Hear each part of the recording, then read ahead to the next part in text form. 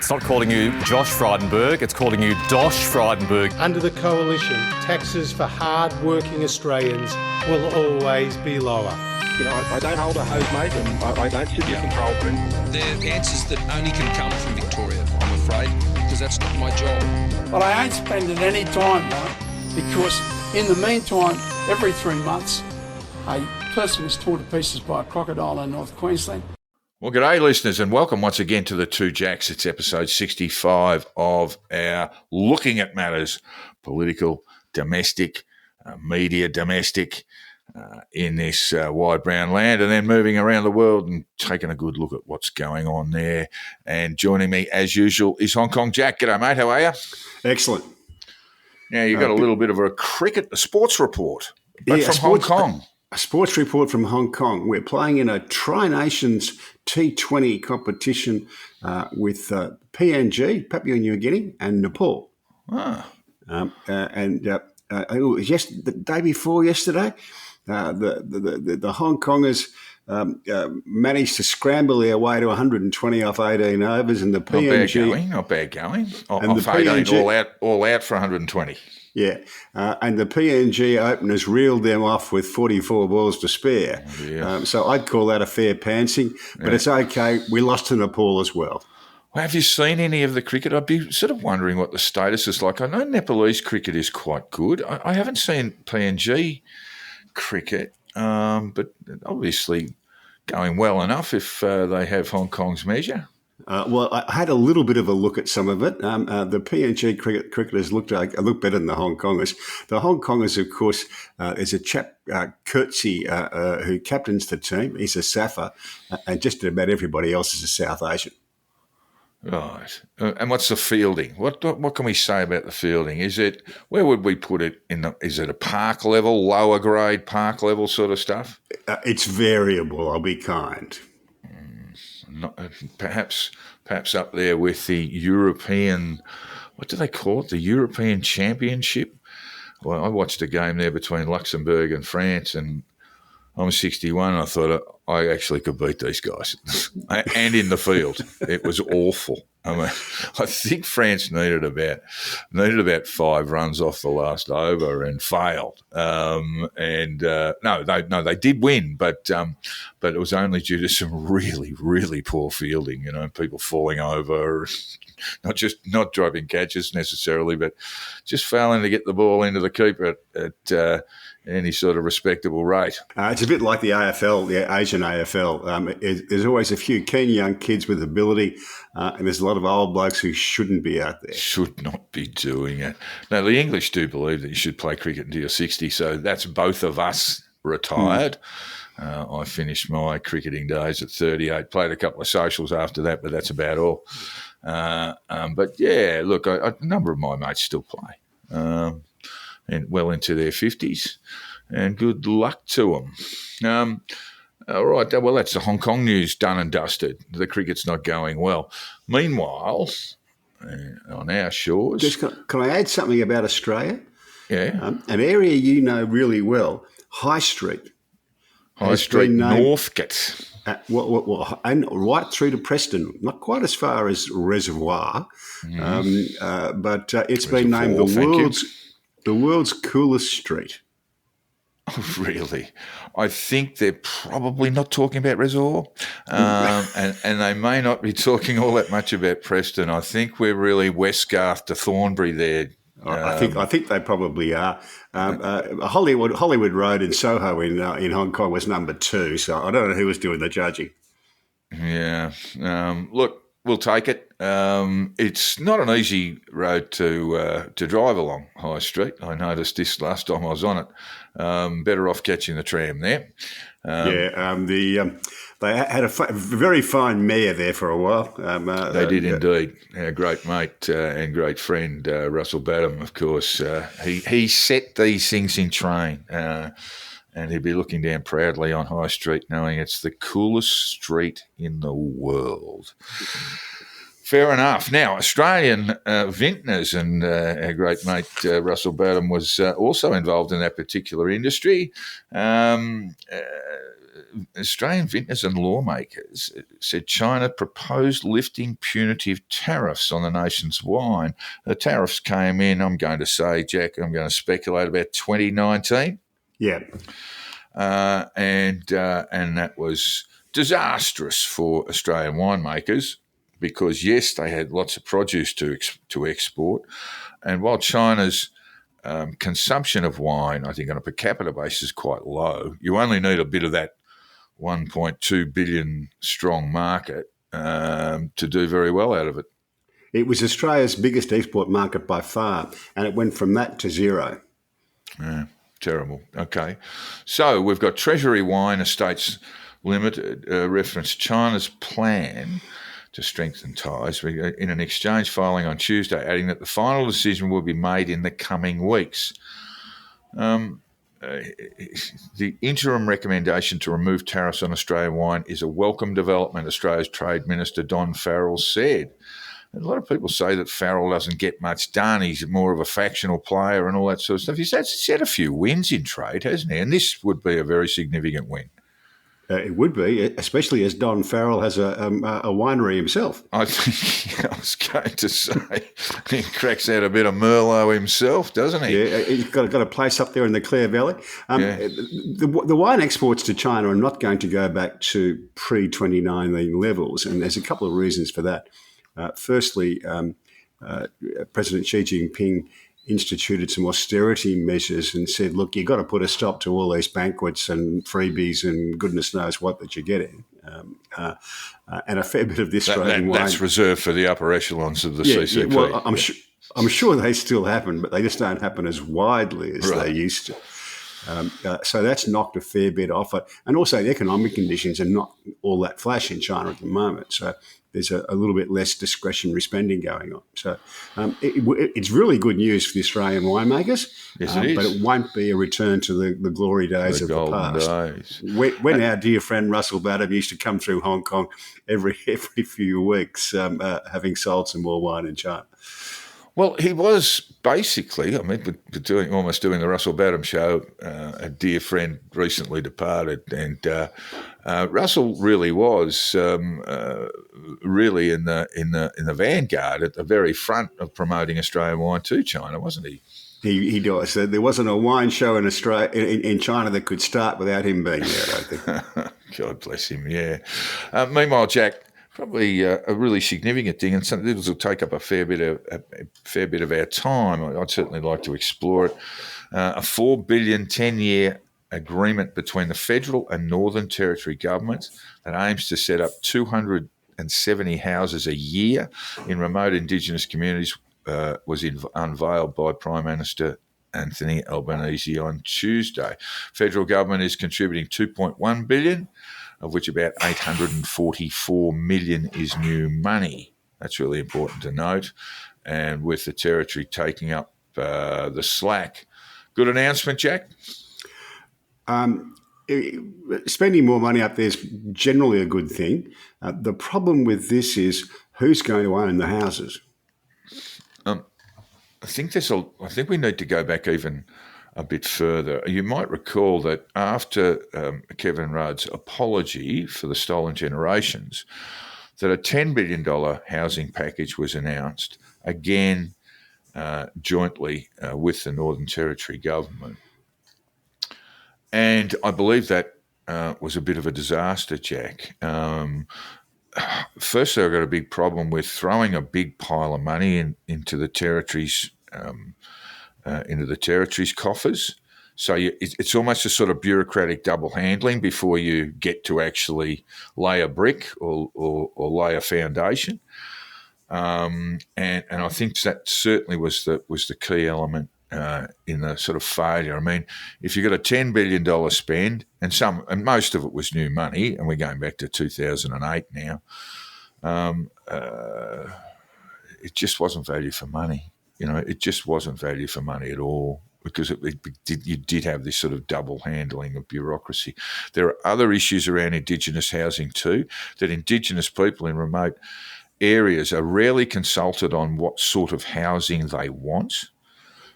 So just in terms of architecture and design, these things are often built that are not practical or fit for purpose in remote Australia. So I hope Indigenous Australians living in those parts of the country are consulted on what they need and want. And I think then we can get to the point, Jack, that you're talking about, that people in Indigenous in remote areas, Indigenous people in remote areas, should develop some pride around their housing by actually being, perhaps a subsidised ownership. Yeah, a community ownership of these sort of assets very rarely works and doesn't work at all in remote Indigenous communities. So how would you structure it? Like public housing? I suppose so. It's a fundamental thing, though. The communal thing sounds all very attractive, but then no one takes responsibility for it. You've got to give people an opportunity to grow their own interests and wealth and well-being, and that means giving, say, a family ownership of a house. Yes, that's right. So it might be something like rent for a period of time, and after a period of time, let's say 10 years, the house becomes yours. Yeah, but it's a cultural thing. If you're an Aboriginal person in a remote community, there's no way you're going to open a business. They all have little stores, these places. There's no way an Aboriginal person is going to want to do that, because the humbugging, as they call it up there, would drive you broke in no time at all. Humbugging? Yeah, your relatives and near and dear turning up and wanting it stuff for free. Oh, yeah. I've heard stories, credible stories of AFL footballers asking to have their money, more or less put in trust before they go back home to the communities, because otherwise everyone will want to cut. I did a story a number of years ago on a group in Gippsland who basically sponsored Indigenous youth, young men, and offered them apprenticeships in slaughterhouses in Gippsland. It was a good program, but one of the issues that arose from it was that these guys, they would be given rental accommodation, they would pay their rent, they would have their meals prepared for them, this sort of stuff, and the rest of their money they basically saved. And they really got a good idea on how much they needed to save in order to acquire a house. And they would often say to their to the people who organised this plan, this scheme, can we leave our cards with you? We don't want to. If we're going to go home for our annual leave, we worry that our money will be taken. It's going to be very hard to say no to auntie and uncle and nephews and cousins and all that sort of stuff, because they're going back there with a fair chunk of money. Yeah, if we're going to improve the condition of Indigenous Australians, particularly in the remote areas, and we ought to be trying very hard to do that, we're going to have to address some of these hard questions. The Australian newspaper's been running an excellent series on the problems of the legal system in and around Alice Springs. But that's Liam Mendes. He's a wonderful young journalist. Right. Yeah. One question that doesn't seem to be being asked is that there's a shortage of lawyers to defend the Indigenous people. There's a shortage of everything. There's a shortage of law enforcement. Yeah. Shortage of private security. There's shortages everywhere. There used to be plenty of lawyers up there who would spend at least the Melbourne winter. They were generally Melbourne lawyers, spend the Melbourne winter working for legal aid up there. That seems to have stopped. I just wonder why. Well, going on what Liam's reporting, it's a pretty rough place to live, mate. Yeah, you had stories there of homeowners leaving their car keys on the kitchen bench just so they wouldn't wake up with a machete at their throats. Please just take the car and leave it at that. it's clearly the issue. I mean, the solution from Peter Dutton over a year ago was to send in the Australian Federal Police. I'm sorry to laugh, but it's probably the last police force you'd want to send in, and the only ones who might have jurisdiction over the NT force. But it's probably the last police force you'd want to send into that sort of. Well, in anywhere basically, but there are profound problems, and I don't know that they're repairable. The grog's back in Alice Springs.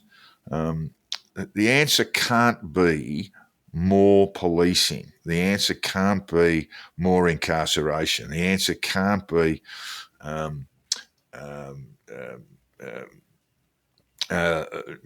provide, basically creating, basically white man hard justice around these kids. But having said that, I really don't know what the answer is, other than Alice Springs is really in a terrible state at the moment and needs to be fixed. Well, I would look at it this way. I don't know what the answer is, I know. but I don't think spending $10 billion is going to fix it. You've got to address the hard questions, I think. Well, the hard questions are grog, family breakdown, and Domestic violence. domestic violence, but also dispossession. So we've got to deal with that too. And again, here's a couple of old white blokes talking about Indigenous matters when really these we need to hear the voices, no pun intended, of Indigenous Australians in remote Australia on what they think is the best way to go about this. And we did, while the voice debate and referendum was underway, we did hear a few voices for the first time, but they seem to be sort of at odds. Yes. Well, I know some good ministers have been trying to address these hard issues for a very long time, 20 or 30 years that I've been aware of it, 30 or 40 years that I've been aware of it. And they haven't made much progress, and they would tell you that themselves. We talked about this, particularly, let's just put Alice Springs to one side, but we talked about this during the referendum, and it may well be in these places like Yuendamu and other parts of remote Northern Territory, and Northern Territory is remote in its own. And it may well be there's no answer because there's no economy in these places. The only economy comes through welfare. And you really can't have a community. We often say we live in a community, not an economy, but you can't have a community without an economy. No, I think it goes back to addressing the communal ownership of stuff. Unless you do that, you can't get anywhere. That's my personal view, but I'm not an expert on this. That's just observations over a long time. These are just big problems to solve. But what I would say in regard to the housing, again, let's get value for money on the spend. A dollar passed through Canberra and then NT shouldn't end up being 45 cents. We'll end up with 98% of the population of the Northern Territory all working for the federal government. Yeah, look, in a way, but I mean, if you're going to do housing, I just think it needs to come straight out of the federal sector, and you walk past the NT government. You might even throw in some private industry in there. Then you consult, then you design, and then you build. And I think your thoughts on ownership, on private property ownership for Indigenous Australians, however that is structured, is a very good one. Gives some people some pride in what they have. All right, big issue, that one. Look, housing is tough, and we've been spending a fair bit of time. Housing is tough in Australia generally. It's going to be driving our politics for the foreseeable future, and Indigenous housing is probably the key to it. If you've got a decent house, a roof over your head, then and it's not overcrowded, and there's running water and hygiene conditions, then you can actually start to build. You build lives around that through education and stuff. But the first thing you've got to do is get housing right in Indigenous Australia. Yeah, all right. Lots to look at there. I am pessimistic about the outcomes there. We'll see if they hit their targets, and we will let you know in due course. We won't know that for a year or two. Patricia Cavellis is worried, or she thinks Labor insiders are worried. Is that right, Jack? She does. The Muslim holy month of Ramadan has begun. No, it began last week. Yeah, the Arab community is pushing back against Labor, and the Arab community has been big supporters of Labor. The Arab votes been a pretty surefire one in a lot of seats in northern Melbourne and the outer west of Sydney. And this is all well and good, mate. But can you tell me who else they're going to vote for? That wasn't addressed by Ms. Cavallis. Because it is a bit of a mystery. I mean, if we look at the Liberal statements on Gaza, I don't see that they would. There would be a clamour to hear more of that from the Arab world in Western Sydney, for example.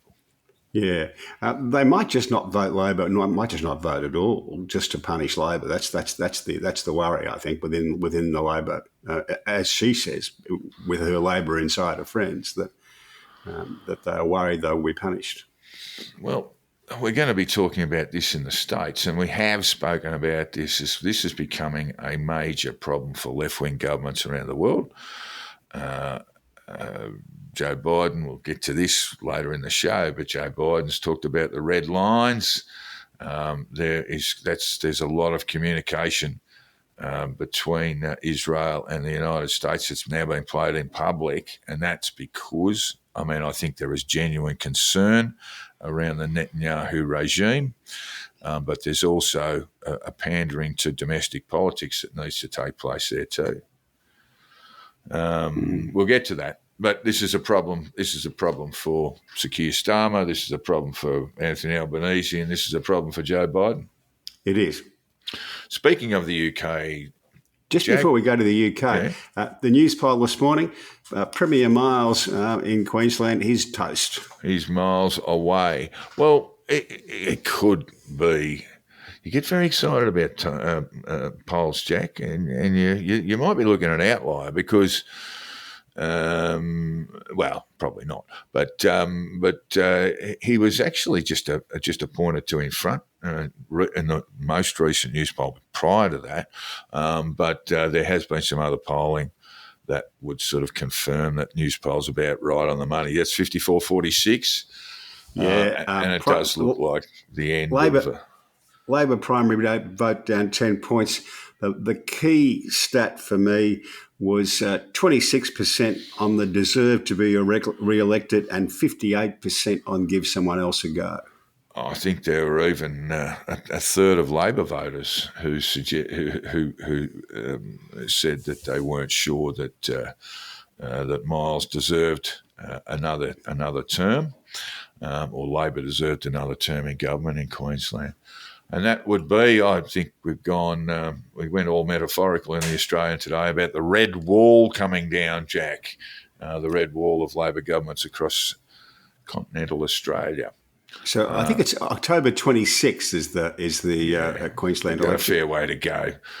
I wouldn't be counting polls too quickly at the moment, but there is a point where most governments, what we call the fag end of governments, have been in power too long, and it really gets to a point where it doesn't matter what they say or do, they won't win that support back. And whether we've reached that point with Miles in Queensland is yet to be seen. But what we can say at this point is that the change of leadership bore no benefit whatsoever to the Labor Party. Well, I suppose he gets to be to say he was premier even briefly. Yeah. Look, I think it's a bit early, but it doesn't look good. Labor has been in power in Queensland for all but since what are we talking about? It's nearly 40 years with just about 5 year break, and part of that was the former Lord Mayor who became Queensland set the card table out outside the Parliament there, and became Premier for 3 years. So Labor has been. It's so dissimilar to the federal results, isn't it? That Labor has really dominated Queensland at a state level, but their federal polling isn't nearly as comprehensive. Yeah. There's a difference between a Queensland Labor person and a federal Labor person, really. And that's the way it's perceived. Yeah, look, we did want to get onto the UK. You've killed my segue, but anyway, Labor's prospects in the UK. Well, I looked at some polling showing they had going to hold about 510 seats in the Commons, Jack. Yes, that's entirely possible, and Keir Starmer's moving in the right direction. He's walking back all the green investments. He stopped his nonsense about being unable to define what a woman is, and he is smart enough to realise that he has to pander a little bit to his Muslim voters, but that what they are pushing for is not a majority position, so he won't back them all the way. Right. The polling is 44-24 in terms of Labor v Tory. That would be, well, the Lib Dems would probably be in the opposition if not the Reform Party. The Greens would have a handful, and the Tories would be essentially wiped off the map. Notably, just 1 in 3 Brexit voters will vote for them or intend to vote for them, and only 1 in 5 Tories. workers. For the Tories, yes. Yeah, yes. Okay, that's a disaster, and that is existential, isn't it? You know, let's just play this out a little bit more, Jack. A little bit of speculation. The Tories get blown away, right? No political representation in the Commons. What happens to the party? They tear it down and start again. Call it something else. Rebrand. Yeah. That pretty much. I don't think it'll be quite that bad, but it'll be bad enough. Well, if they've got no representation, it's going to be. I mean, even if they get, like the WA Libs, who amusingly had a contretemps during the week, they've got 9 members in both houses. But even if the Tories came back with, let's say, a cricket team, I still think it's time to tear it down and start again. Yes. All right. Now we've got with voluntary voting, there'll be a lot of Tory voters who just won't vote for the current Tory leadership. Yeah. They won't vote Labor, but they just won't vote. Yeah, and in a first past the post system, well, that's a disaster, isn't it? Yeah. But that also means you can come up with something, a new Tory party, whatever you call it. You can come up with, and there is a ready pool of voters wanting to vote for you, provided you're talking about the things that they want to talk about.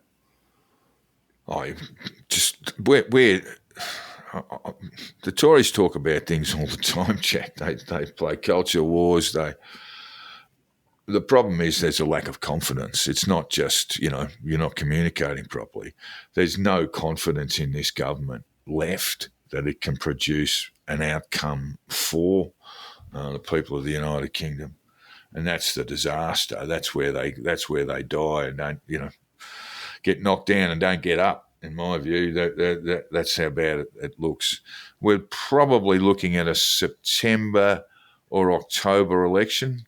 More likely October, I would think. It's not due until 2025, late January 2025. It's the absolute latest, I think.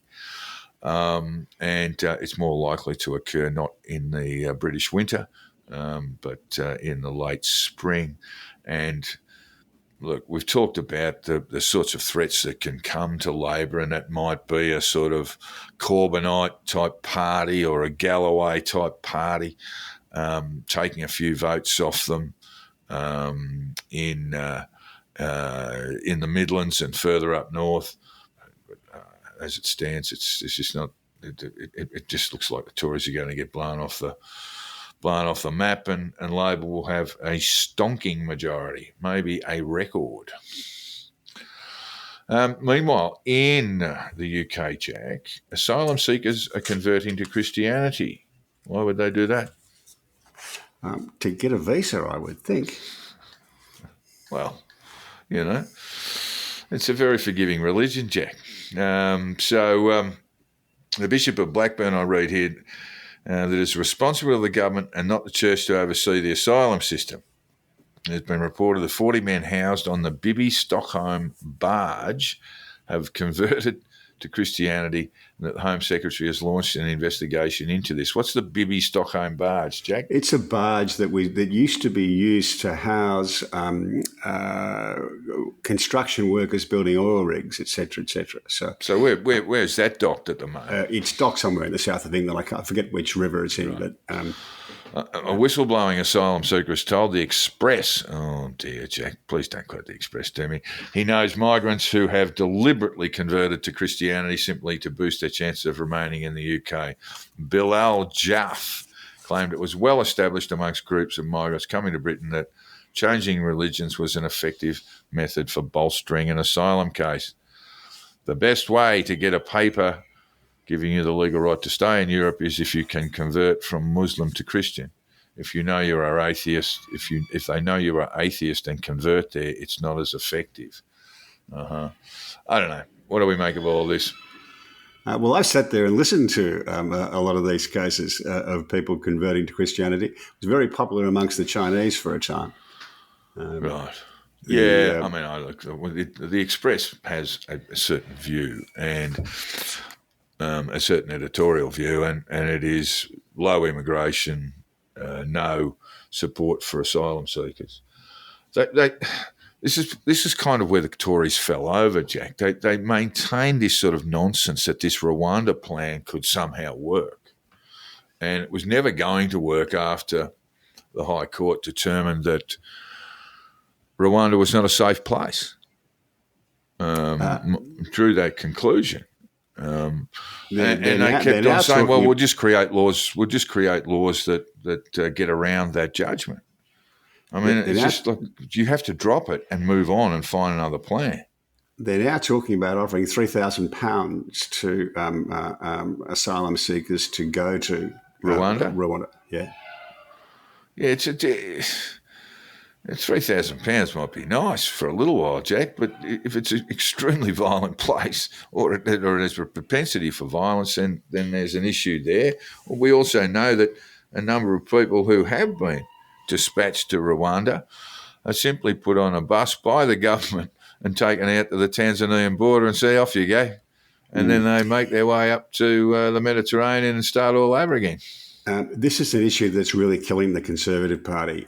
They need to do something about those boat arrivals from across the Channel. I don't think there is a solution a la Manus and Nauru available to them. I mean, I just don't. I think Australia's geography created a situation where, whether you like it or not, that could work. That the asylum seekers would look at a process where they would be detained in Manus Island, God forbid, Nauru, almost as bad, and say, well, we're not going to come. But I can't see how this works. I can't see how that could work for the UK or indeed any European country to find a third nation willing to take people is hard enough, but then you actually have to look at the humanitarian elements of that country, and Rwanda doesn't tick that box. Yeah, I don't know what the solution is, but if this is going to bring down governments across Europe. Well, it's not as big a problem. The numbers are smaller in England than they are in France and Italy, Greece, Spain, etc. Now, there might be pressures in those countries, but my understanding is just you might want to correct me if I'm wrong, but in terms of asylum seeker numbers getting to the UK, it's about 1/4 of what France accepts. Right? And while there are social tensions around there, it is the UK taking the smaller numbers that see this as a political crisis. That's partly because the French take Well, no it's partly notice. because of the Daily Express, but it's also partly due to perception, really, isn't it? That things are out of control in the UK, whereas the problem in number terms is bigger in France. And while there are social tensions around that, it seems to be more manageable. And so there's clearly a political perception at play. It's worse in Belgium and Amsterdam than France. That's certainly true. The French also don't take any notice of the European Court of Human Rights. They deported the bloke the other day because he insulted the French flag. They just say, "You're on a plane, son. You're gone." A couple of weeks ago. All right. Well, it's just something to watch. Yes, there will be tensions. There are going to be tensions. But for mine, the Poms are being a little bit overly sensitive. They don't have the problems that the Mediterranean countries have. You might think that, but that's the Conservative Party's biggest problem. Well, it is. It's not. It shouldn't be the.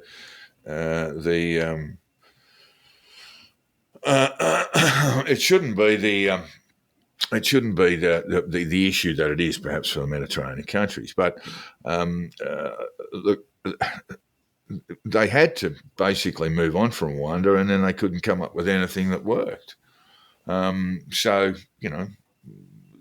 this is the problem with designing these third country solutions without having properly thought it through and considered the legalities of it. And just let the thing go and move on, Yeah, well, the voters won't let you do that.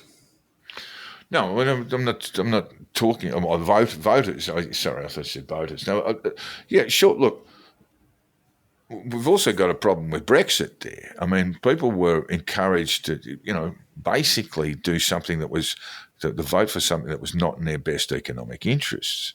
So there's more at play here in the UK electorate than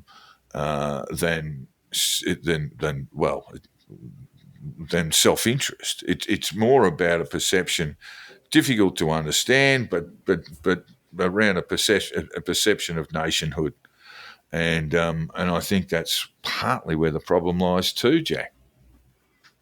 Well, I mean, if you're going to commit an act of, it was called economic self-harm, and some of that has occurred. But when you actually voted for Brexit, you did so knowing that it may lead to your loss of work, reduced income. Certainly, it's led to reduced GDP per capita in the UK, but you do it anyway. There's something very strange going on there, Jack, in terms of national character. Maybe their cricket team. Maybe it's got something to do with their cricket team too, Jack, who continue to have moral victories while getting trounced. Theresa May is leaving the Parliament. Oh, wow. Yeah, I'm going to miss the dancing. Well, yeah, that was a highlight, wasn't it? What will she do in retirement? She's already doing it, charging a mozza to Not doing a lot. A mozza to go and do speeches at various places. There must have been something wrong at Oxford. She was in the same year as Malcolm Turnbull, and they both turned out to be dud prime ministers. Well, they've had a series of duds, haven't they? I mean, something we could argue that we have too, but they've had a series of duds. The Tories, and probably you'd put May in the not so bad one, because you had Bojo, who's a complete disaster, a man who just has the most awkward relationship with the truth you've ever seen. Sunak just looks like a cuckold. And his predecessor, my Lord, what's going on there now? Now she's on the book circuit. She's on the books. She's got a book out blaming globalism. globalism for all her woes, if not the UK's woes, while she was a part of it. She was part of globalism. Absolutely mad stuff. Meanwhile, Jack, moving over to more serious matters in the Black Sea, the Russians, this is one place where the Ukrainians have had considerable success. And it's largely driven by their robotic boats, Jack, smashing in. I think they've taken out about 5 cruisers now, haven't they? Or it might not all be cruisers, but they've taken out 5 big Russian naval assets. And now it means that Ukraine's exports can go around the world again. Not just that, it's been even more successful in that. It means that Russia's unable to use the Black Sea to bring in new munitions, etc. Right. So what's they've got a number of passageways. There'd be one through the Arctic Circle. Yeah, they can do that, but it's a lot more costly and a lot slower. That's going to cause some logistics. They could do it through Vladivostok, but it's not going to be there by Friday afternoon, is it? So that's a significant win. We talk about the stagnation around the eastern front of Ukraine, but when war broke out, and we're talking about February of 2022. And in those first months, the Russians essentially blockaded the Ukrainians, and there needed to be a negotiated agreement so the Ukrainians could get their crops out, mainly wheat, around the world, other things, including fertilisers, and now there's not a problem. So that's a win. That's a big win. That's a big win for them. I don't think it's a game changer, but it's a big win. Logistics is going to cause a huge problem in resupply for the Russian army. I mean, it may not be a game changer, as you say, but, when you think about that is going to be a big problem. I mean, Russia is an enormous power. I mean, I was looking at their capacity for building artillery shells as opposed to Ukraine's, and it's about 4 times that. In fact, people are being offered jobs and to work in the defence industries now in Russia with the promise that they will not be sent to the Eastern Front, that they will avoid conscription that way, and they'll be paid a good chunk of dough to do so. There's a plant that they have just out of St. Petersburg. Look, that's a big story. And largely driven by these robotic boats. They look like speed boats with no driver, and they're steered in from miles away. I watched some footage of one of these the other day. The Russians on the ships shoot away like buggery, but they're very hard to pick up. Particularly at night, they're very hard to pick up.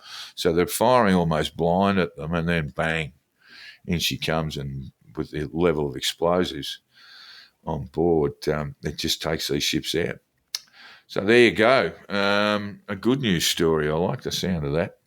Jack, in the States, we talked about this polling. Dems and non-white voters. Is the polling wrong? It has been. Let's be honest. It has been in terms of polling and actual results. We talked about Latinos, and where we mused as to whether they were asked questions in Spanish or English, and I think that would be significant. I think there would be a significant difference, put it that way. And I'm not buying this 50-50 non-white voters, not buying no 50-50 black vote for Trump either. Or was it a sign of success when he released his sneaker? His trainers, the gold trainers with the American flag on them. Did he think that would be the sort of vote winner that black Americans would drool over? I don't think so. Yeah, CNN run this thing already, which is their electoral map, and it's already got Trump on 277.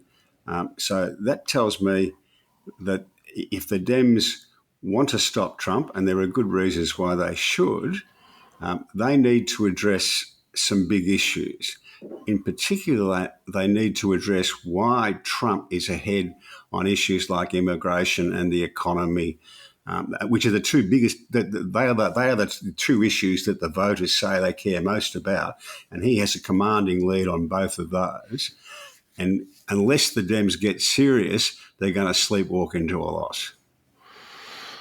Yeah, look, we've talked about the various options in previous episodes, but that are available to the Democrats. A tap on the shoulder for Joe Biden. Every day, I think that's less likely. Did you see his State of the Union address, Jack? I did. I was quite impressed by it. Well, it was better than I thought it might have been, but there's been no polling bump from that. Yeah, look, we are 8 months away in terms of polling. We are still in very early days. Both now have been confirmed, haven't they? Well, more or less. Maybe Trump hasn't been confirmed as the candidate yet, but Joe Biden was during the week. No, Trump's the candidate. Well, we know, but I don't know that it's actually official yet. He has the numbers.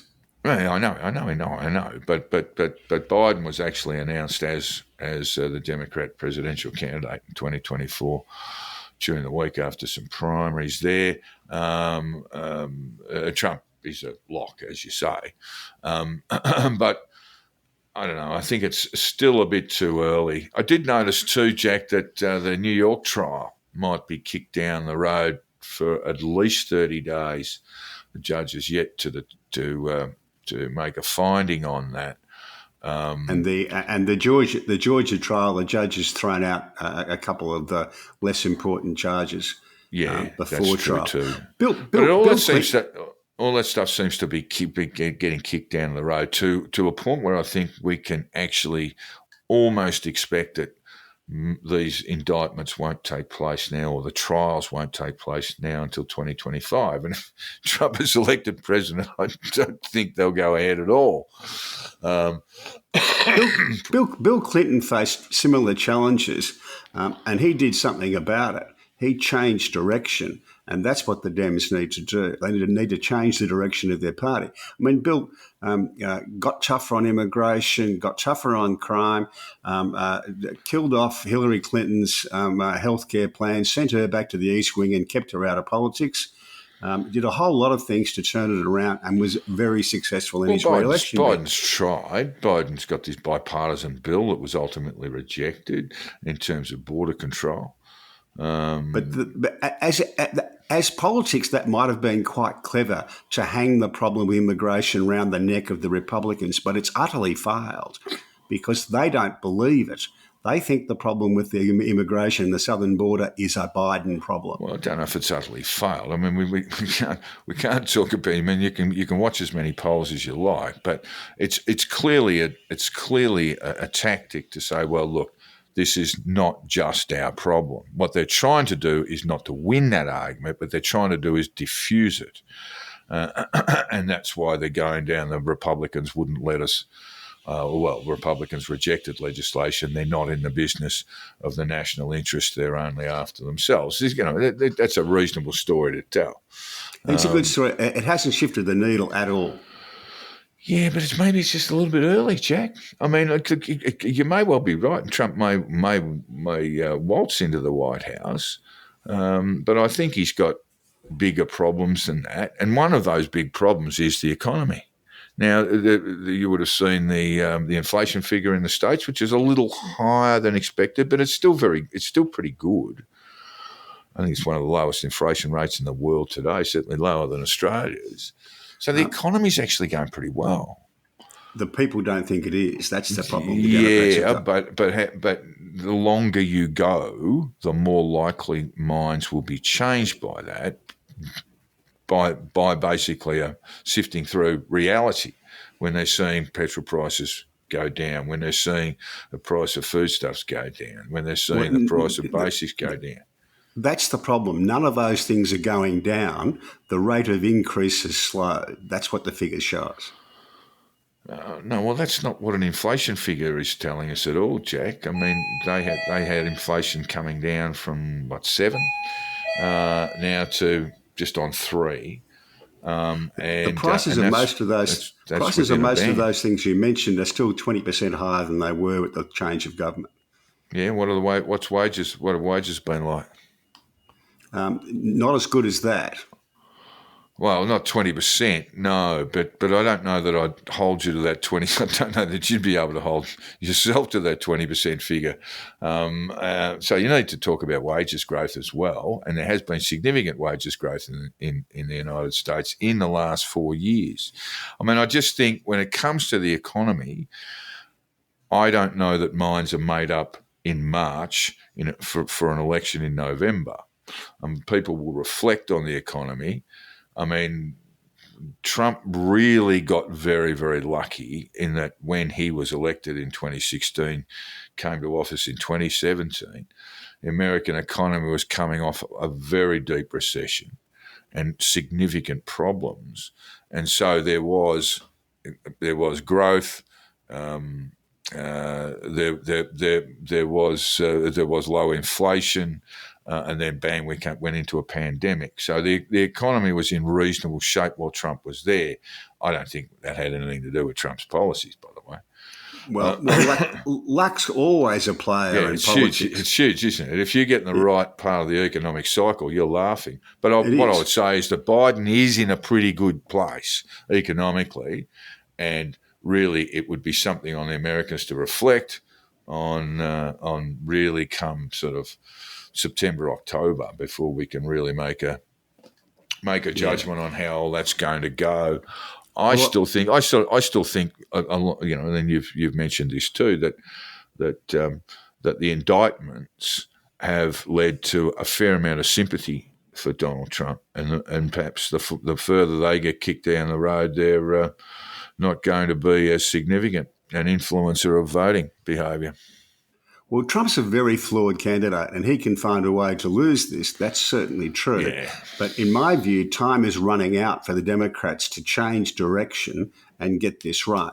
They need to stop pandering to their coastal elites because they can't win the election there. They've got to work out what they can do to make themselves more and make Biden more popular in the 7 swing states. Otherwise, they're going to lose. Yeah, well, that's what it all comes down to in American elections. And time is running out very quickly for the Democrats to do something about this. Yeah. Well, shall we get straight into what is a significant shift in policy, Jack? We'll come back to some of the other stuff around polling, but the Biden administration has sharply changed tack on Netanyahu. Biden talks about the red line around southern Gaza, around Rafah. Does not want the Israelis to the IDF to go in without any sort of exit strategy. Biden has said himself he doesn't want another 30,000 more Palestinians killed. There's a lot of diplomacy going on here. It's not all for domestic consumption, but you would have seen Chuck Schumer's speech in the House yesterday, and that was very, very marked. They're almost getting to the point of calling for regime change in Israel. Yes, they are quite close to that. Although Schumer walked that back a little bit after the speech. Yeah, after the speech. Biden has too, by saying, "I will continue to provide support, military aid, etc., for the Israeli government." And Schumer did come back and say, "Well, of course, who governs Israel is a matter for the Israeli people, not for us." Yeah. Which is there was a little bit of a sense of overreach with that speech, wasn't there? Yeah, there was. The best comment I heard on it was, "Well, why don't they call for elections in Palestine in Gaza? That would be a good idea." Well, it's Mardi Gras. No, you can't have Mardi Gras in Palestine. Sorry. You're confusing Ramadan and Mardi Gras. What was I thinking? No, yeah. Look, a lot of this is dressed up for domestic consumption because as we saw with our discussion about Labor in perhaps Western Sydney and other parts of Melbourne, there is a relationship between Arab Australians and the Labor government that is under a bit of pressure over Gaza.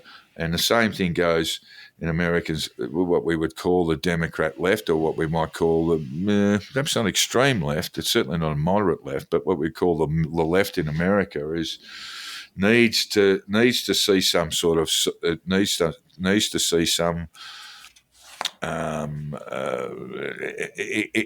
expression, or perhaps a rational expression that the Netanyahu government needs to be very careful about how they progress. Although I think if the Biden government follows the lead of the Democrat left, it will certainly lose, because that is not a majority position in Middle America.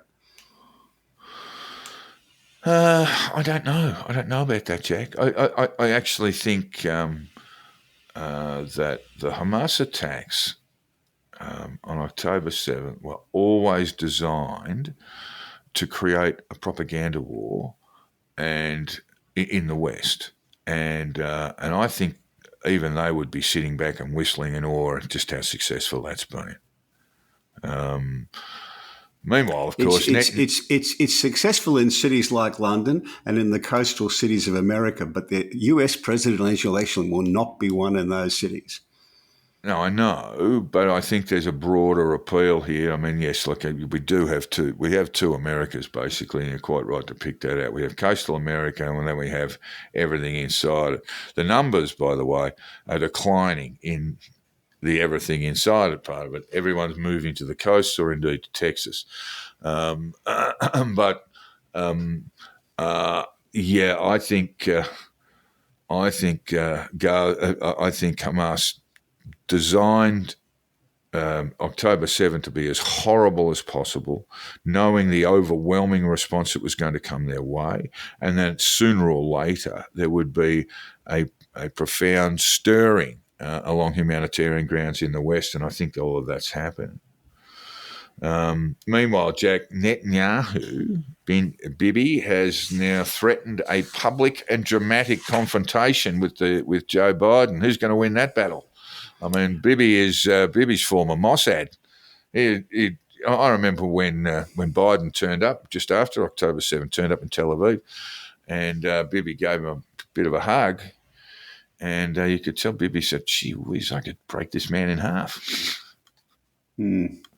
A public and dramatic confrontation with the US president. I think that would play pretty well for Biden, wouldn't it? It played pretty well for Netanyahu as well. Yeah, bring it on. I mean, he's going to win the physical stuff. But at the same time, the Americans could easily just say, "Well, that's it. No more aid." But I don't think it's ever going to get to that point, is it? What we are looking at is a personality conflict. How long has Netanyahu got? I mean, is the talk about red lines in Rafah, is that him playing to a very conservative ultranationalist Israel, in order to extend his political career? I think Netanyahu's got until the end of the war, and then he loses. Well, who was it? Who actually was it? Schumer who actually called for an election in Israel? Was that something that Schumer said? Yes, it was. Yeah, I was just trying to think. I got confused. But how would he get on an election? It's almost impossible to know. Their Israeli elections are particularly fraught. They haven't had a majority government since I don't know when, and they really struggle to get a coalition together. Yeah, and my view is that even if they had an election and had a new government, it wouldn't substantially change what they're doing. Well, we don't see any change in rhetoric, and I did go and have a look at this. We didn't see any change in rhetoric from people like Ehud Barak, for example. We don't see too much there, so they're still playing to a domestic. Netanyahu is still playing well to a domestic audience. I like you. I just can't see how he can get through this. But what I'm actually asking you, Jack, you reckon he's doomed once the war ends? Isn't that the reason he keeps extending it? No, I think he's doing that because that's what Israelis want. Yeah, they want Hamas removed, but more and more that we're reading that no matter what you do, whether you're going to Rafah or not, you're still going to have Hamas in Palestine at some level or not. The idea that you can eradicate it without civilian casualties is looking pretty difficult. To justify. Are we having a war just because Bibi Netanyahu knows that his days are numbered when it finishes? No, because even if he was replaced, it would still keep going. All right, okay. All right, now we are early on to sport, Jack, but we've got a fair bit to talk about. We did do a piece on Sam Kerr. There's been a little bit of shift there. It turns out she was locked up for several hours in a British cop shop. They have those little plastic rooms. It's not actually a cell. It's just it's like a bus stop with a plastic shield out the front on the front. So that's where she stayed for a few hours. The only other thing that I think is new is that Kerr's lawyers have called for CCTV footage and the body cam from the police officers attending, and it hasn't stopped the editorialising, Jack. Whether she called the Walloper a white bastard or a white police officer or a white cop, we don't know. It does seem like a fair bit out of nothing.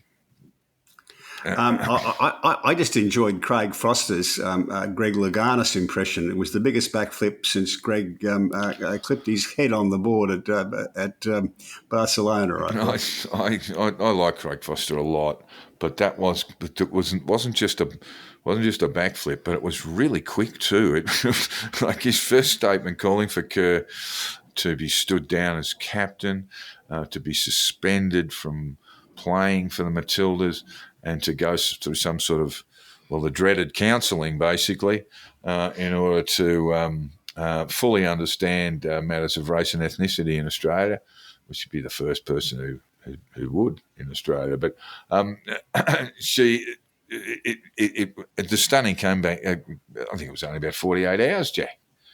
I'm sorry, I might have just had a little bit too much to drink. It was a funny old thing. I wrote about this last week, where you've got these sort of crazy weaponised laws based on race, where what a normal public order offence, let's say drunk in public, or offensive behaviour or offensive language, get ratcheted up. She would. Let's just go back to how the laws used to be in terms of public behaviour, public misconduct, and she would be looking at a caution. She has no criminal background. She would be looking at a caution, and that would be it for, let's say, a drunk in public matter. At worst, she would have been charged by or given a on the spot fine. But because she used a word on the colour spectrum, it immediately becomes an offence for which she can be imprisoned. Yeah, what used to happen in Australia, where you're convicted and discharged, that is, nothing happens. It's effectively a warning. This is the problem when you make everything about race. Everything becomes about race. This is the dead end of identity politics. It is. It really is. It's just a really silly thing. I think these laws, by the way, the sort of adjunct laws contributing to public order offences, with introducing ethnicity and race into them. They were, I think, created in 1998. That would be Tony Blair, I suppose, the Blair government.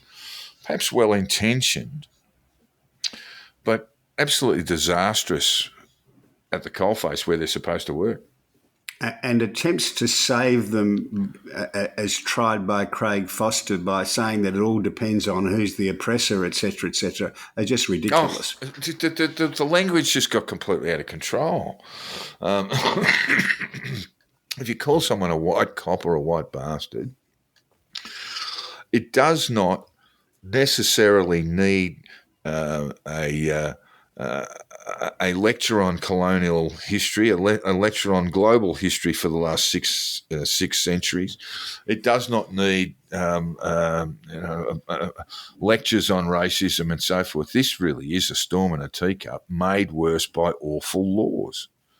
This is a problem the NRL has got itself into. All sorts of people are getting suspended and being told they're racist. That's a different matter, mate. No. You can't do that. You cannot racially vilify someone on the field. And the player who did so, it was only when he realised that he had no better outs that he apologised. It took him a long time to apologise. But on the Foster rules, he'd be okay because he's a coloured person as well. Yeah, well, it's. I thought the NRL got that pretty much right. There were calls for heavier suspensions. I don't know that I would agree with them. And there were calls from former props calling for half a season. And I'm not sure about that, but he certainly knew what he was doing, and then he tried to weasel his way out of it a little bit, Jack. So I think that was the problem I had with that. Did not handle that well. But while we're talking about the NRL, let's get stuck into the footy. We've had a full round, and then we had a game last night. So the question I want to put to you first, Jack, is the Dolphins got a spanking last week. Not a serious spanking, but 25-point defeat from the Cowboys, who might be coming this year. Weren't bad last year, might have improved. The Dolphins, of course, started really, really well in that comp last year. So I think had a win early on and were very competitive early on, and then dropped away a little bit. First game was a narrow loss to the Broncos at the big state. That's right. And then I think they did win their first. Maybe it was round 2 or 3. But, the second year is going to be harder than the first, I would imagine. Generally is. Yeah, it would be, I would think. Tigers had the bye. Storm beat the Panthers at home. That's in Melbourne. And this was all last week, of course. Very hard to decide what's going on there. Broncos look very good. They gave the Rabbitohs a touch-up in the first game of round 2. And this week we've got the Sharks and Bulldogs tonight, the Panthers and Eels after that tonight, and then the Raiders, West Tigers, Cowboys, Knights, Storm, Warriors, Sea Eagles, Roosters, and finally, I think the Dolphins and the Dragons is the late Sunday game. So again, look, the Dragons will be pretty keen to give the Dolphins a bit of a touch up. We have, of course, and I don't know, we actually touched on it last week, but of course the two games played in Vegas. Look, a nice idea perhaps, but their television audiences in the States were like, if the shopping network came back with results like that, they'd be embarrassed. So it wasn't all wonderful. Peter V'landys declared the victory. Well, that's all that matters. Did we expect anything else, Jack? Did we expect anything from Peter V'landys? I love him, by the way, and I love this "we're bigger than everybody" sort of talk. I just love it. It has no relationship with the truth, but he keeps doing it anyway. AFL, Jack, we have round 1 because we had round 0 last week. Last night, the Blues, pretty scratchy performance, beat Richmond by 5 points. Very brave Richmond, by the way, who had 3 blokes off the ground, won one of their young fellows who missed all of last year will now miss all of this year with an ACL. Very sad. Gibco. I'm taking credit for both the Carlton wins. They were behind when I walked in last night to the pub to watch them, and they got up. But the week before, last Friday night, when I walked into the booze, they were going really terribly. By the time I got my first beer, Charlie Curnow had kicked 2 goals, and by the time I finished that first one, they kicked 6 goals, and they sailed on to win. So I'm taking all the credit. I think they kicked 8. I timed it. They kicked 8 and 6.5 minutes play. The first thing I'd say about that is watching that first quarter. The Brisbane Lions, if you think they're going to be off the boil, that first quarter will tell you, no, they're not. They played almost perfect football in that first quarter. They kicked 7 goals to 2. Very, very good. So it was quite a win from Carlton. And my good mate Rob, who listens to our podcast regularly, said I was a disgrace because I tipped Brisbane to win because it's really hard to win in Brisbane. The Blues have broken the drought there. So they're going okay. Last week's games, Jack, we'll just get into. Giants very, very good to beat Collingwood, starved Collingwood. I think the Giants are going to be thereabouts, and that's no great surprise. They've got a wonderful list, and I think they're very well coached. Sydney were terrific. We went to air and recorded before, I think, after their first game. And Brodie Grundy just looks to be a perfect piece of recruiting. Sydney play Collingwood tonight, Jack, at the G. Probably not where Sydney would like it to be played. And I haven't seen the teams yet. Have they got a couple back? Because they were missing a few in the midfield, Sydney. I haven't seen the teams yet either. Yeah, I'll have a quick look. While we talk about it. Look, Collingwood didn't do much wrong. They're going to be a good side this year. There's no doubt about that. And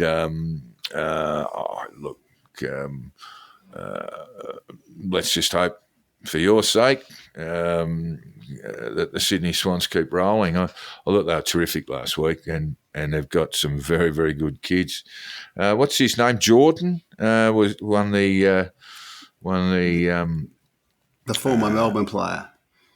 Yeah, but he's eligible to win the what do they call it? The Rising Star. The Rising Star. So he was nominated on the basis of a high possession game. Looks ready-made footballer. But the one that really impressed me was Grundy, just because his athleticism is exactly what they need in that midfield. He is a stunning athlete, also a sort of decent martial arts guy, Jack. Very well educated as well. Spent a lot of time at La Trobe University. Look, it just looks to him, and it costs him next to nothing to get Grundy out of Melbourne, where he'd had a horrendous year. It's just a wonderful piece of recruiting. He's just slotted straight in. So you're going for Sydney tonight to beat Collingwood. I'd just say with the head says Collingwood for mine. Essendon and Hawthorn, Jack. Well, that's going to be a really interesting game, but. Again, I did watch a little bit of Hawthorn's pre-season form, and it was terrible. So I'm going to back the Bombers there. You? All of the old 1984 Essendon chaps, bar 2, I think, are going to be at the game. The 1984 grand final side, bar 2, are going to be at the game where they beat Hawthorn. I think the Bombers will be all right this year. I think the Bombers will go okay. I'm just not sure where I place Hawthorn. Hawthorn looked to be a side that had probably accelerated its development last season, where they were expected to be really down in the bottom 1 or bottom 2 or 3. They managed to scrap and win a few games and were pretty competitive. So it's really hard to know where they are. Got some really good footballers, but not enough of them. I think Essendon have done pretty well in the off-season. I think picking up the big North Melbourne ruckmans is a masterstroke. Well, we'll see about that, but I certainly think picking up I'm trying to think The of other his name. Mackay. The defender, yeah, the other twin, who is a very, very fine defender. So they look to have recruited pretty well. Anyway, we'll certainly have them over Hawthorn this year, Hawthorn tomorrow, and we'll see how they go for the rest of the year. Hawks, difficult to know here. GWS play North at the showgrounds in Sydney. I'm expecting North to improve significantly. I think this will be too much for them. But I'm expecting them to be one of the big improvers. Not perhaps play finals, but show enough. They've got a very deep young midfield now, and they've got a couple of big weapons up forward too. So I'd expect them to show. They'll be off the bottom two anyway. But tomorrow's game might be a bit hard for them. Geez, they're giving the Giants a fair old run, haven't they? Had a couple of home games early on and. Help yourselves, boys. Yeah, well, the AFL's heavily invested in this, of course. Geelong, St Kilda, there's a couple of other teams. It's very, very difficult to know where they're going to finish. Geelong, are they a bit too long in the tooth? St Kilda, it's always hard to know, isn't it? Are they going to be thereabouts in that? I suspect in that sort of bottom half of the 8 or just outside. They're going to be Yes, thereabouts. that's where I think they'll be. Yeah. I think the Ross Geelong, Geelong is an absolute. I think the Ross Lyon appointment's an excellent one, but he's not going to be able to produce miracles straight away. Yeah, and the Gold Coast Suns play Adelaide. PFS, where's PFS? That's People First Stadium in Gold Coast. Oh, that's Carrera. Well, they call it Carrera, Jack. They're just confusing the hell out of me here. Gold Coast. Were very good last week too against the Tigers, who got a bit rattled early on and then fought back in one quarter, but it was pretty impressive. And obviously the Suns were set for it with their new coach, who was the old coach at Richmond, and they looked absolutely set for that. But they got plenty of weapons too. They got the big tall forward back after a year off. Who could be anything. He kicked 5 last week. I'm just trying to think of his name. He's got a twin who plays for St Kilda. King. Ben King. Is it Ben or Max? You. Yeah. And Rao, who was a number 1 draft pick a number of years ago, he just looks like he's just stepped up and going to be probably the best inside mid in the comp, along with Patrick Cripps. Adelaide, I haven't seen their pre-season form. I don't know where they are. I guess I would sort of put them in the 4 or 5 outside the 8. I don't think they'll make it. They were impressive on occasions last year, and at times they were terrible. So we'll see. They're in a rebuild. There's no doubt about that. Melbourne and Western Bulldogs on the Sunday, Jack. The early game on Sunday. Western Bulldogs, I reckon they might be a sneaky sort of side to jump up and do okay. I reckon they'll beat Melbourne for a start, put it that way. They've got enough talent, but they had to have a review over the summer, so that tells you there's been some internal problems. Yeah, and those things can get fixed up pretty quickly. They can be, yeah. Well, if you remember, Richmond had a season where they finished 9th again. Hardwick was under the pump, but they didn't get rid of him. They cut a lot of the football department staff, changed that around, and bingo, next year they started an enormous roll, 3 and 4 years. That happened to Geelong back in the mid-2000s as well. It's going to be really interesting to see how they go. They could be the comers. They certainly have the talent, don't they? I mean, their captain is arguably the best player in the comp, and they've got plenty of weapons out forward. So it'll be interesting to see. Melbourne might start to zip 2 losses after just the 2 games. And then they might be the ones who drop off, Jack. We will see. Yeah. The interstaters, a couple of interstaters play each other. Port Adelaide play West Coast Eagles. Port Adelaide, you would imagine, at Adelaide.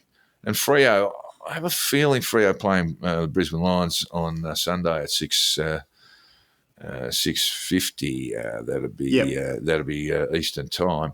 I have a feeling Fremantle might go okay this year, Jack. I mean, they were thereabouts last year, but I think they're well coached, and I think their list is pretty good. Don't know that they'll be good enough to beat Brisbane, but maybe also Brisbane will start zip too. But as I said, watching that first quarter against Carlton last week, I thought, they're a pretty good side, and they won't lose too many more in Brisbane at all. What else have we got, Jack? No more cricket, no more Test cricket, at least. Until November. Yeah, the test rankings came out. India, Australia, England, South Africa, New Zealand, Pakistan, West Indies, Sri Lanka, etc., etc. I think that's about right. Yeah, I think. India showed with the England's tour there that they actually showed that they've got incredible depth. They've got players who can come in. They had no Kohli. They were missing a number of key bats. I was wondering about Rishad Pant, I should say. What's happening with him as a cricketer? He looked like the world was beating a path to his door 2 or 3 years ago. He had a car accident, didn't he? Oh, is that why he's not playing? Yeah, I didn't know that. I did not know that happened. He just looked like he was going to be like a $10 million a year player. I think he had a car accident. But look, they've just got, it's part of that IPL just supercharging their cricket development. That you've got, ready to roll players. They do. There. So they probably have that. They beat Australia in terms of depth. What do we make of Australia's batting for? I mean, there's certainly no will in there to change it. It doesn't seem to be any will in there to change it. Well, I think their next test is India in the next summer. So they've got a bit of time to think about it. Got a bit of time to think about it, but I don't think they're going to change personnel. They might tweak the order a little bit. They're not going to drop Smith or do anything silly like that. I mean, you keep him for his catching alone. No, his spot's safe because Peter Fitzsimons has called for him to be dropped, and no one in their right mind's going to take any notice of Peter Fitzsimons. Fair dinkum dropped. Not, shuffled off to 4. Dropped. Well, the great man wants him dropped. Should lose his spot as opener. Perhaps I'm being unkind to Peter Fitz. Oh, he might be. Yes, he might be. Because I do remember during the Sandpaper Gate thing, he was one of the worst in terms of I demand these players and anyone who knew about this never be allowed to play cricket again. All this sort of nonsense. He and Craig Foster, there's something that goes wrong with the Australian Republican movement because Craig Foster's replaced Peter Fitz and they're always quick off the mark. But Peter Fitz was just as quick off the mark as Craig Foster in the Sam Kerr thing. Yeah, a little bit, what do we call that? Premature adjudication, Jack. Yes, it's an old lawyer's term that I was taught. Don't fall for it. All right. Well, look. We've got through our sport today. We've done a comprehensive sport. I actually love doing the sport, to be honest. So I do enjoy talking about it. The Blues are 2-zip, so everything's golden at the moment, and they've got plenty of room to improve. Yeah, they won the first one thanks to me. So when I walked in there, the Carlton boys were saying to me, "Don't you move. You stand straight still. No going for a pee, nothing." Yeah. Oh, look, the big thing is Harry's kicking straight. Because he always has plenty of opportunities. He's a great mark. He's an enormous human being, and he's kicking straight. I think he kicked three straight last night. It was Charlie who had the wobbles a bit. Kicked two goals, 3. Probably should have kicked 4. But very gutsy effort from Richmond. You got to really take your hat off to them. The Carlton dominated possession, but they showed really a lot of pluck, and maybe Carlton did waste the footy a bit, but showed plenty of guts. And Albanese, who's one of the new coaches without a senior coaching position, wish him well for the season. It's probably true that the Tigers are about 10 past on the premiership clock. Yeah. Just before we go, Ireland had a referendum at the weekend last week on constitutional change. And just like The Voice, it lost about 60-40. What was the question? It's a question of, it's all about where mother and family fit in the Irish constitution and attempt to change that. No, but women are stuck with a sexist constitution, says The Guardian. What went wrong for the government? So this is a little bit like The Voice, you're saying, Jack. But the difference was that the Irish Taoiseach, their Prime Minister, his response was, when you lose by this kind of margin, there are a lot of people who got this wrong, and I am certainly one of them. Anthony, take note. Yeah, it's actually a really good thing yet. Perhaps the Irish are a little bit more forthcoming in their politics, Jack. That is what you say. I got it wrong. Look, we occasionally get it wrong too, but we would love to hear from you all the same. And you can point out our foibles, our mistakes, our errors, and we gladly we're willing to change. I actually got some of the cricket stuff wrong last week in terms of I think it was last week or the week before. Ollie Pope, I had him for no runs, and of course he made 196 in the first test. Forgot about that. It's easy. I just dismissed these English centuries. I just wiped them from my mind. We're always happy to be reminded that we might have got one or two things wrong. It's Ollie Pope's fault, mate. If he got 200, you'd remember. Yeah, that's right. Yeah. Anyway, look, we'd love to hear from you. So drop us a line. You can get hold of me on @JackTheInsider on X, or formerly known as Twitter, on @JackTheInsider. My DMs are always open. And Jack, they can get hold of you on your Substack. HongKongJack.substack.com. There you go. And that takes us out for another week. Thanks for listening, and we'll be back with you next week with more Two Jacks. See ya.